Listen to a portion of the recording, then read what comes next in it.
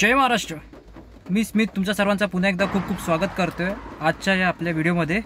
आजची तारीख आहे 21 जुलै 2025 आणि उद्या आपल्या स्ट्राईकचा रिझल्ट आहे. पण रिझल्टच्या अगोदर जो कस्टमर कॉलिंग नंबर बनवला आहे ना, कंप्लेंट नंबर ड्रायव्हर्स लोकांसाठी खास करून, त्याची एक झलक मला तुम्हाला दाखवायची आहे की ड्रायव्हर जेव्हा कॉल करतो तेव्हा कशाप्रकारे काय बोलणं होतं आहे त्यांचं. आणि ही जी रेकॉर्डिंग आहे ती मी आज तुम्हाला सगळ्यांना दाखवणार आहे. प्लीज रेकॉर्डिंग लास्टपर्यंत ऐका आणि त्यानंतर एवढं नक्की सांगा की तुम्हाला ड्रायव्हर्ससाठी खास करून कस्टमर्सचं जे काही कंप्लेंट असतं ना, कस्टमर शिव्या घालतात, आपल्याबरोबर नाही वागत, तर त्यासाठी कंप्लेंट नंबर असायला पाहिजे की नाही. प्लीज कमेंट करा आणि ही रेकॉर्डिंग पूर्ण ऐका. थँक्यू. सर आवाज येतोय? मी येतोय. अमोल पावसकर बोलतोय, कॅब ड्रायव्हर. ठीक आहे. हॅलो. हा बोला. मला एक सर आता बुकिंग आली होती. ठीक आहे. कस्टमरच्या लोकेशनला गेलो. ऐका ना, प्रवाशांसाठी आहे. प्रवाशांसाठी मदत कक्ष आहे. त्यामुळे बाकी म्हणजे तुमची कोणती कंप्लेंट असेल ना तर ती मी रजिस्टर नाही करू शकत. ऐका, प्रवाशांची कंप्लेंट रजिस्टर करू शकतो. 2 मिनिटं सर, म्हणणं ऐकून घ्या. हा, पण मी त्याच्यामध्ये एक्सपर्टाईज पण नाहीये की तुमचं आता मला माहिती आहे कदाचित ही बुकिंग असेल असं विचारलं असेल तसं विचारलं. नाही माझं 2 मिनिटं सर बोलणं तर ऐकून. कायद्याशी रिलेटेड आहे का? कायद्याशी रिलेटेड आहे का काही? कायद्याशी म्हणजे कस्टमर उलट बोलतोय आणि आता त्याने समोरून बुकिंग कॅन्सल केली. ठीक आहे. आणि एवढं फेअर कमी आहे तर आम्ही बोललो ठीक आहे, जे काय असेल ना, आम्हाला स्ट्राईक केली, आम्ही स्ट्राईक केलेली आहे ती, तर आम्ही बोललो ठीक आहे, ओनली मीटरनं जे काय असेल ते तुम्ही समोर कॅल्सी मारा, चला, ओला वगैरे आम्हाला जायचं नाही. तर कस्टमर बोलतो अरे तो ऐसा आहे ये ते. मी त्याची उत्तर घातली नाही कस्टमरची. मला सर तुम्हाला जायचं नसेल तर मी कॅन्सल करा. आता असा जर सर नाईक साहेबांनी जर ड्रायव्हरसाठी पण एक टोल फ्री नंबर चालू करावा. बरोबर आहे. तुम्ही एक काम करा, जर असेल ना जसं प्रवाशांसाठी केलं तसं ड्रायव्हरसाठी पण करावं लागेल ना मागणी. कारण मागणी करा तुम्ही. नाही मागणी म्हणजे तुम्हाला मी एक रिअल सांगतो साहेब, म्हणजे आपण मी एक संभाषण करतोय की जर तुम्ही प्रवाशांची काळजी घेता, प्रवासी बोला 5 रुपयांचं, तर मग त्याचा road tax, authorisation, insurance, permit, fitness आम्ही खिशातून भरतोय सर, EMI काढून. त्या हिशोबांचा नाही चर्चे संदर्भात चालले आपले सर. मी तुमच्या एक अहो मी सांगू का, मी RTO इन्स्पेक्टर आहे. मला ड्रायव्हर लोकांचे प्रॉब्लेम मला माहिती आहे. तुम्ही जे सांगता ना सर मी त्याला सहमत आहे. समजलं का? मी आता RTO इन्स्पेक्टर असल्यामुळे मी रोडवरती मला माहिती आहे ड्रायव्हर लोकांच्या काय प्रॉब्लेम असतात.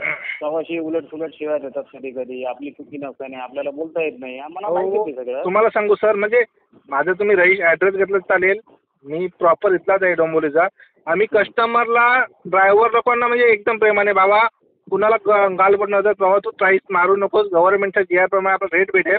या कंपनी आपल्याला लुटमार कर. पीक आवर्समध्ये सर आत्ता कालची रेट 2800 रुपये एअरपोर्ट दिले आणि समोर त्याला 1400 रुपये दिले, म्हणजे ओलाने 1400 रुपये खाली. बघा ना, आता कसं नाही, एक विषय सांगतो सर. समजलं मला. काय माहिती का, मी इथे ड्युटी करतोय ना, तुम्हाला एक चर्चा मी सांगतो तुम्हाला, 10 पैकी ना 6 कॉल हे ओलाचे ड्रायव्हर लोकांचेच होते.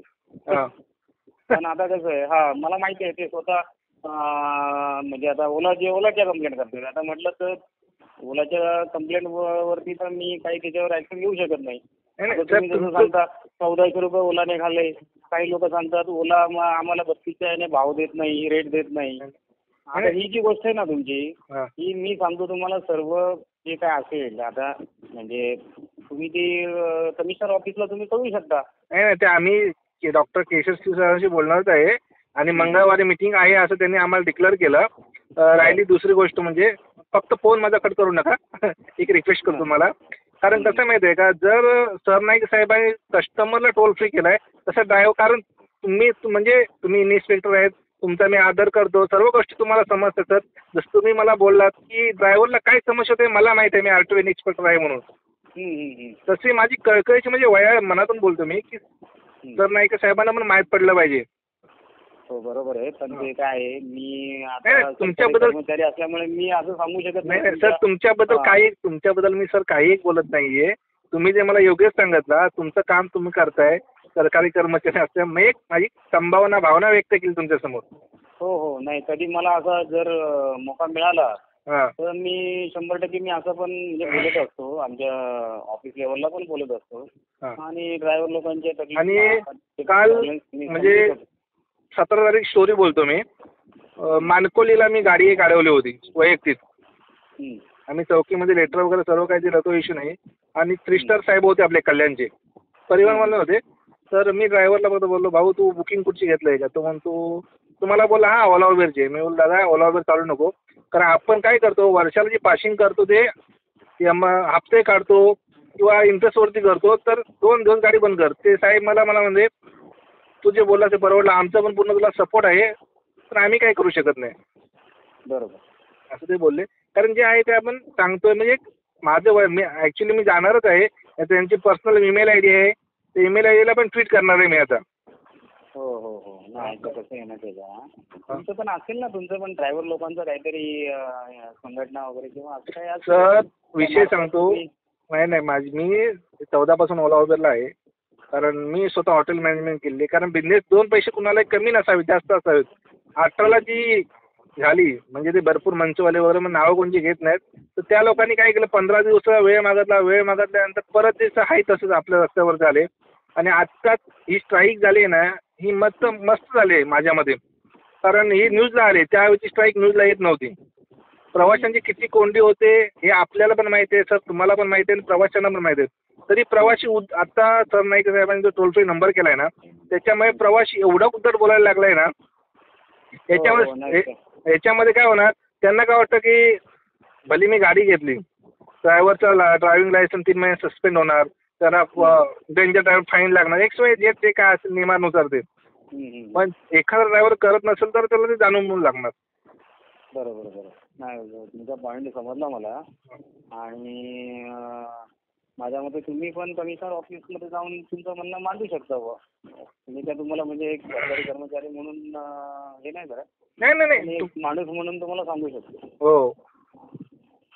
नाही तुम्ही तुमच्या भावना माझ्या भावना व्यक्त केल्या, तुम्ही समजून घेतलात, त्याबद्दल तुमचा खूप खूप आभार मानतो मी सर. असा काही इश्यू नाही. कारण मी वैयक्तिक आता मी कस्टमरशी बोलतो, एवढा मला शिव्या वगैरे देत होता ना. हो का? हा मला कसं माहिती ना, आता कस्टमरची कंप्लेंट म्हणजे हे नाही समजू शकतो. प्रवाशीची टोल फ्री नंबर आहे, मी जाणून बुजून तुम्हाला कॉल केला.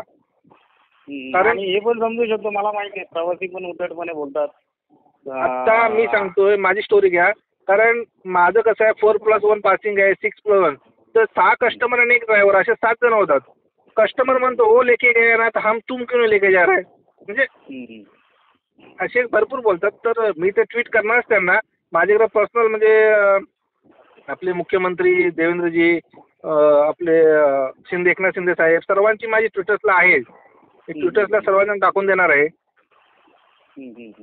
कारण फक्त आमचा उल्लेख नका करू आम्ही असं सर तुमचा उल्लेख करणार नाही. उल्लेख म्हणजे मला असं बोलणं तसं ॲक्च्युली अलाउड नाही. नाही तुम्हाला समजू शकतो. बघा, तुम्हाला अलाउड नाहीये, तुमचा उल्लेख करणार नाहीये.